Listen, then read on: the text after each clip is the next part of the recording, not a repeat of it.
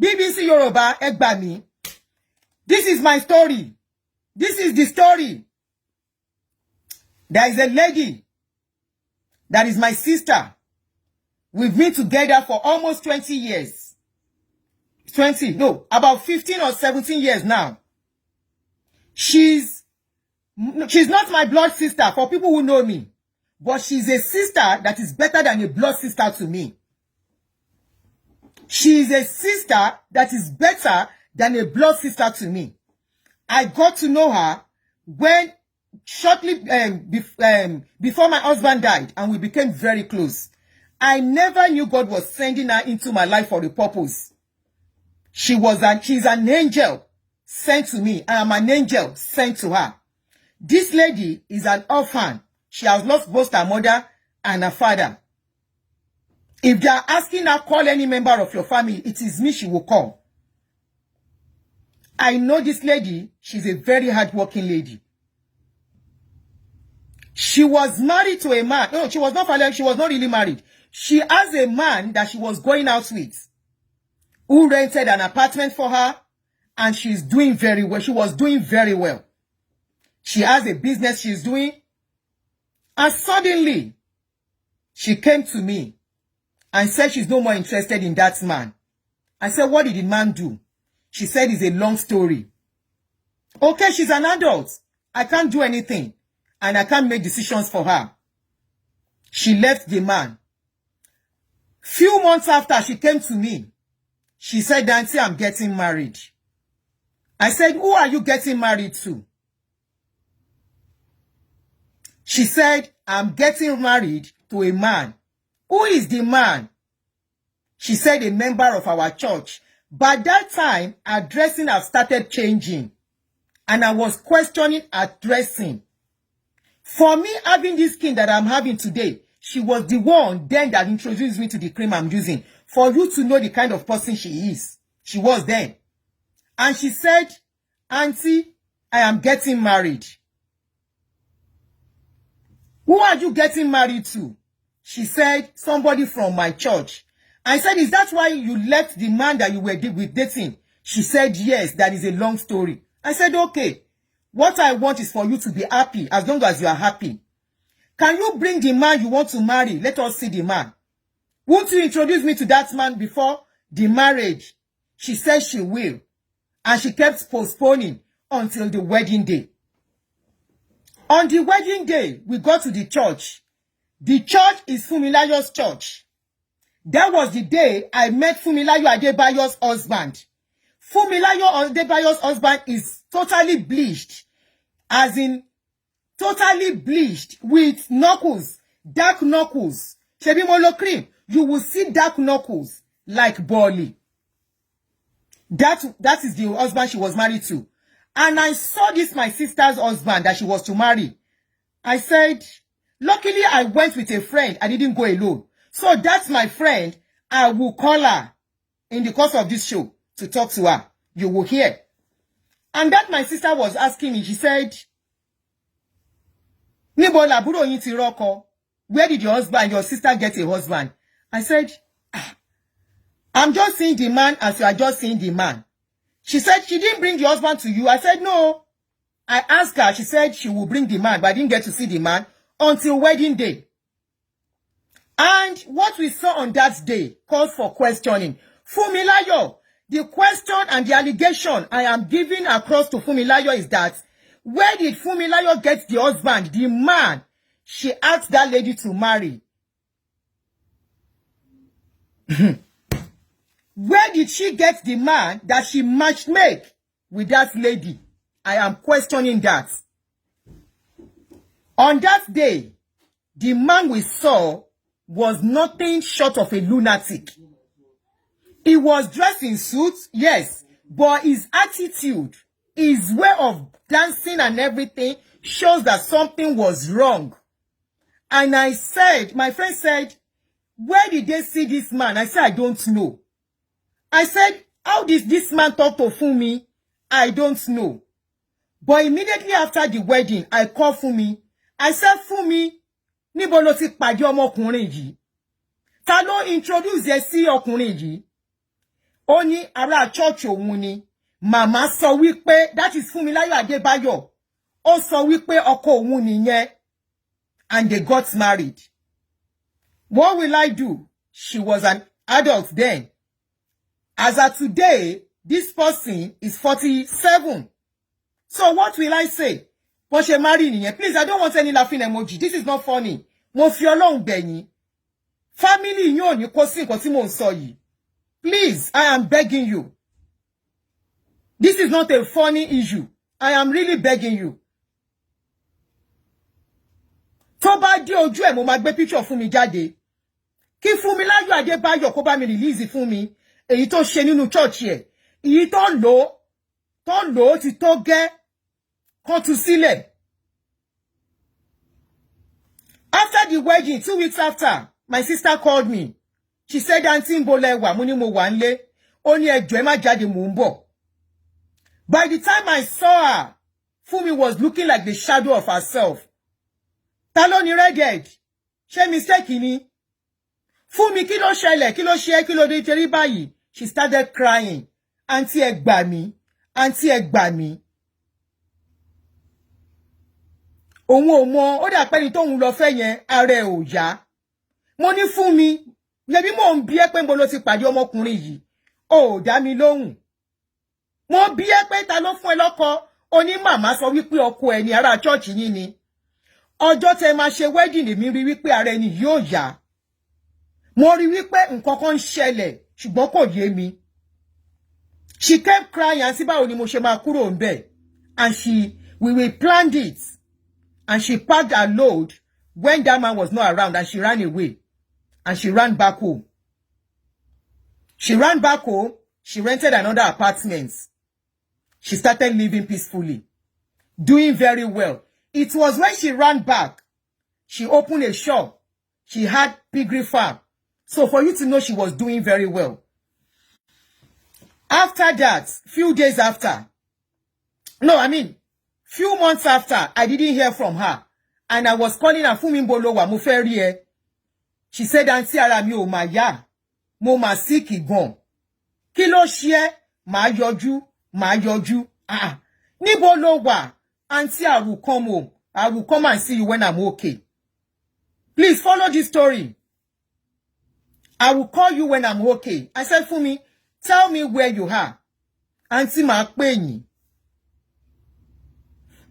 Funmilayo Adebayo, bá mi tú Funmi sílẹ̀. Èyí tó lò, ó ti tó gẹ́. Lọ wá ẹran so mi kó so mọ́lẹ̀. Bá mi tú Funmi sílẹ̀, olórí burúkú olóṣì. Oní preaching sọnù, olórí burúkú. Oní àfàyà ìsọnù, olóṣì olóhun Lucifer. Ó worst ju Lucifer angel ní sú Lucifer. Angel tó dá ní Lucifer. Ẹ̀yin olórí burúkú dédé yìí.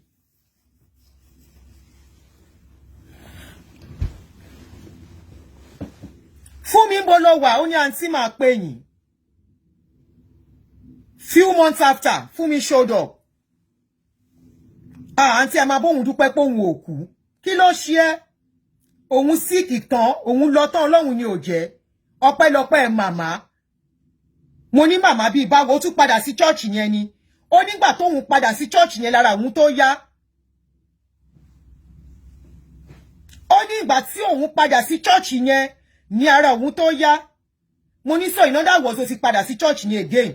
Ó ní àǹtí bẹ́ẹ̀ ni. Funmilayo kò ní yẹ níbi tó wà. Gbogbo nǹkan tó ṣe nílé ayé Funmi, ó máa dáhùn lórí àwọn ọmọ ẹ̀. Àfi tó bá jẹ́ pé dáadáa ló ṣe láyé Funmi lókun. Tó bá jẹ́ pé dáadáa nìkan ló ṣe láyé Funmi, ní nǹkan tó ṣe fún Funmi bí tó sin Funmi délé ni ò ní dáhùn nílé ayé àwọn ọmọ tiẹ̀ náà. After that, she went back to the church. Few months after, she called me, Auntie, I want to stop my business. I said, why? She said she wants to move to another place. I said, that does not stop you from stopping your business. I spoke to her. I counseled her. She refused to listen. The pen she had then, where she was doing piggery, I was the one that helped her to sell it. She said she wants to sell it and start another business. That where she's moving to, the distance will be too much for her to go back.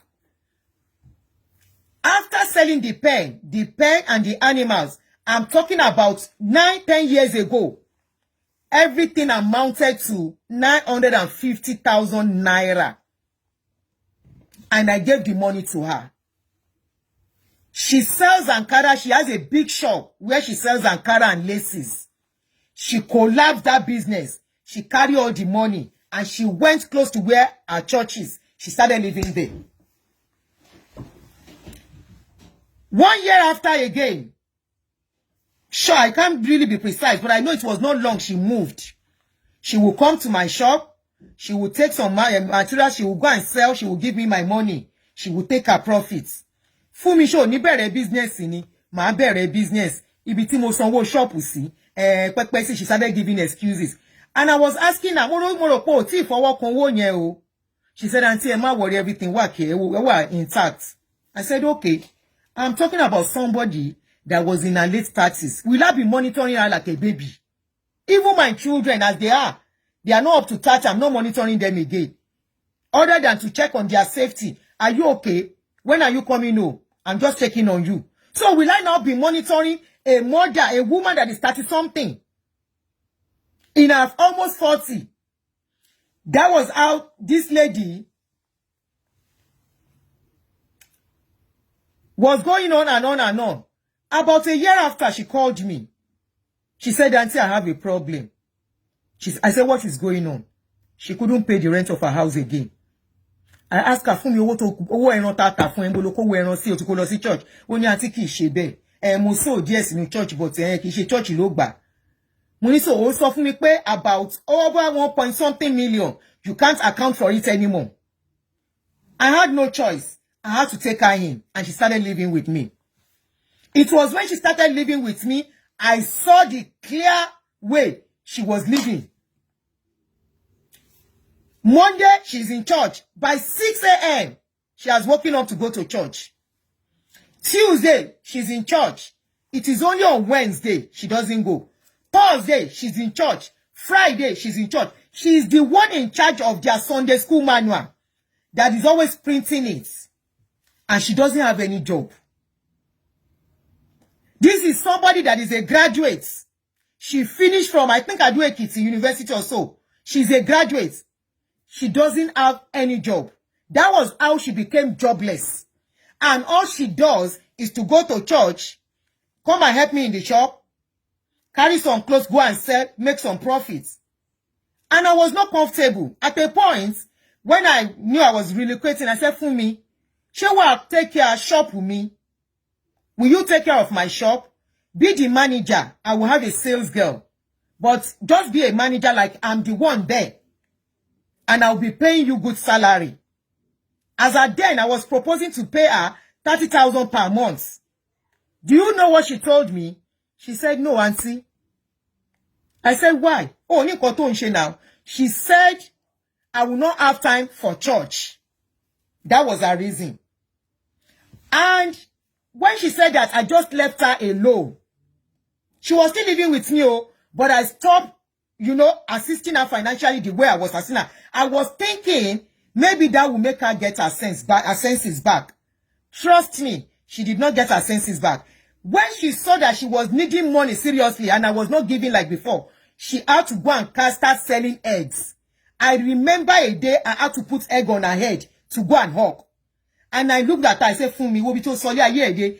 Oh, ni kúrò ní church ton so e mọ́lẹ̀ yìí. She said, Auntie, wọ́n so mi mọ́lẹ̀ sínú church. Me like ìkan tẹ́ ń sọ.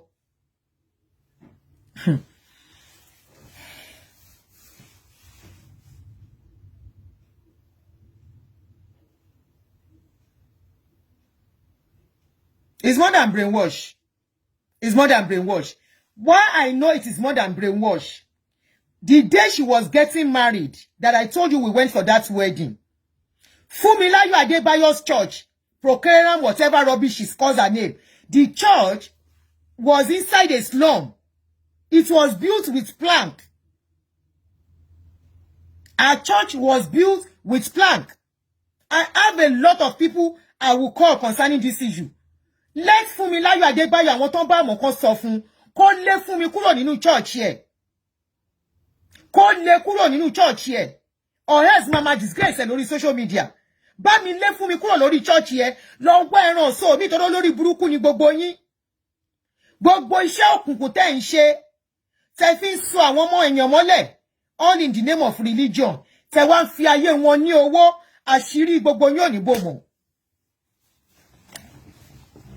To now make matter worse, we were going on and on like that. I was saying, while here, my children were with her. She was the one helping me to take care of my children while I was here. Before I went to pick my children, I would send monthly allowance for them, give her something. She never stopped going to church. At a point, my son, my last born, was at home. This lady left my son, a young boy, in the house and went to church for 2 weeks. I never knew. That boy was alone in the house. I just called him. I told you I used to call my children on video. There was a day I just called him. And the boy was crying. Kilodio called me. He said he's been alone in the house for the past 3 days. I said, but I called you yesterday. You didn't tell me. He said, Mommy, I don't want to tell you. That is what has been happening. And Tifum is always going to church. I said she's always going to church for so long. I thought she had stopped it because you guys are around. She said, Mommy, she didn't stop it. She said, Mommy, she did not stop it. She still goes like that. And I was like, just take care, just to be calm. I called my tenants. I said, please, my son is the one alone in the house. Can you go and help me to pick him? Ta ló ń rẹ́rìn, kí ló ń pa yín lẹ́rìn nínú nǹkan tó ń pààyàn kan lẹ́kún náà.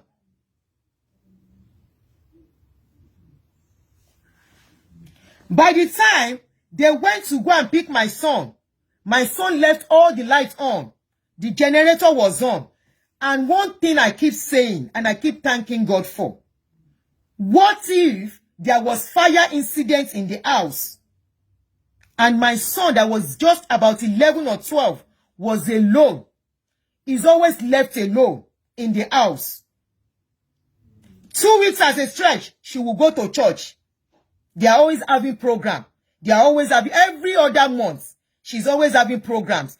Already, she too has camp. She has a camp. She has bought camp like Redeem. Her own may not be as big as Redeem own, but she has a camp. This is somebody that was wearing rag just 10 years ago. Funmilayo kò ní yé níbi tó bá wà, Funmilayo Adébáyọ̀. I máa ṣe ẹ̀sìn. Àṣírí ẹ̀ ò ní bò. Fídíò tó ṣe tó parọ́ ni mo fi mọ̀ pé ó mọ nǹkan tó ń ṣe.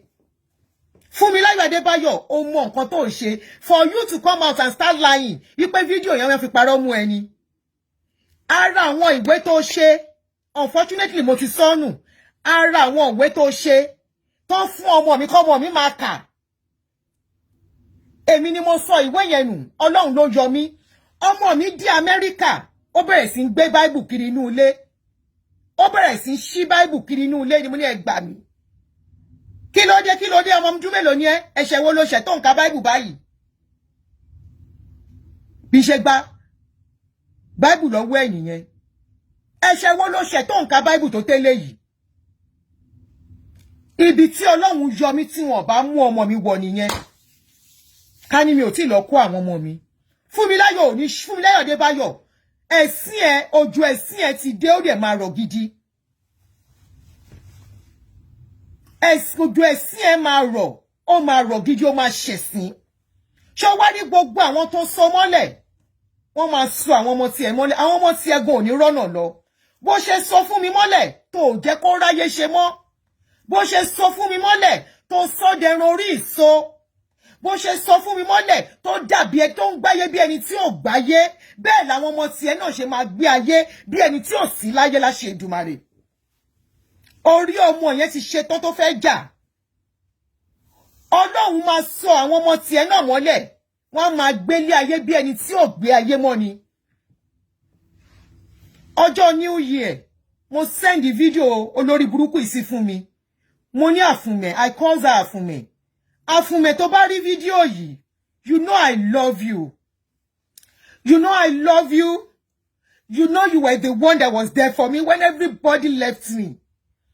If I close my eyes and pretend that all is well with you, Ọlọ́run á bí mi, Ẹlẹ́dàá á bí mi. Èmi ló fi ṣe ìyá, èmi ló fi ṣe bàbá. ṣùgbọ́n mi ò ní agbára tó dágbàlagbà ní ẹ́. Ẹlẹ́dàá bàbá ẹ lọ́run á tú ẹ sílẹ̀. Ẹlẹ́dàá ẹ ìyá ẹ á tú ẹ sílẹ̀ nínú ìdè tán fi ẹ́ sí. I send the video to Fúnmi. Mo ní Fúnmi, wo ẹni tó fi ṣe pastor. Fúnmi, wo ẹni tó fi ṣe pastor. Fúnmi tún preach fún mi. Fúnmi tún preach fún mi pé kò sí nǹkan kan tó ṣe òun. Mo ní Fúnmi mẹ́wàá ń ṣe ẹ́. Fúnmi mẹ́wàá ń ṣe ẹ́. Ìwọ tó mú owó náà nínú owó. Tó wá di ẹni tó ń dúró dè àwọn èèyàn kan tó fún ẹ lówó. You were in your 30s nígbà tí mo mú ẹ. Tó dẹ̀ ná owó gidi. Tó bá ń bọ̀ wá wò mí nínú ilé. Nígbà tí ọkọ mi kú, mo mú ẹrù tó ń dìwà. Banvita baba Sala, Milo baba Sala, cornflakes, Omara rẹpẹtẹ. Afume, I love you with all my heart and God knows I love you. Ọlọ́run á bá mi tú ẹ mú sílẹ̀. God knows I love you. If you get to hold this video, I am not disgracing you, but I'm helping you. Ọlọ́run á bá mi tú ẹ sílẹ̀. You are in bondage. Serious one. Because I know how you were when I met you. And you are a hard-working girl. Oh, Leomo. You are very hard-working. Oh, they were very diligent. Ṣùgbọ́n lórí burúkú yìí, ọjọ́ tó ti fún ẹ ní ọkùnrin tó bẹ́ẹ̀ sùn. Ọjọ́ yẹn láyé ẹ ti yí padà. Ọjọ́ tó ti fún ẹ ní ọkùnrin tó bẹ́ẹ̀ sùn. Ọjọ́ yẹn láyé ẹ ti yí padà fún mi. I am asking, where is that man tí Fúnmi Adébáyọ̀ tó fún mi? Fúnmi Adébáyọ̀, ọkùnrin tó fún mi. Níbo ni ọkùnrin yẹn wà? Níbo ni wèrè tó fún mi tó bá sùn? Hold on. And tó bá onírọ́ ló máa sọ pé ẹlẹ́rìí òun wà lọ́run. I'm going to call somebody now.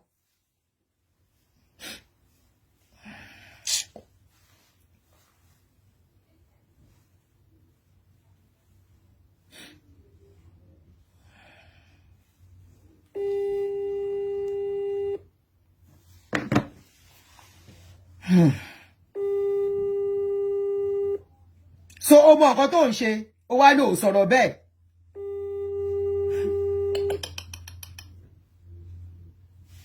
Ẹ jẹ́ kí n lò Vomos sórí fóònù kí n lè pẹ́ ẹ jẹ́ n pẹ́ ní bóyá ó ti bá rọ́pò ẹ̀ pé. Bóyá kò tán WhatsApp ẹ̀.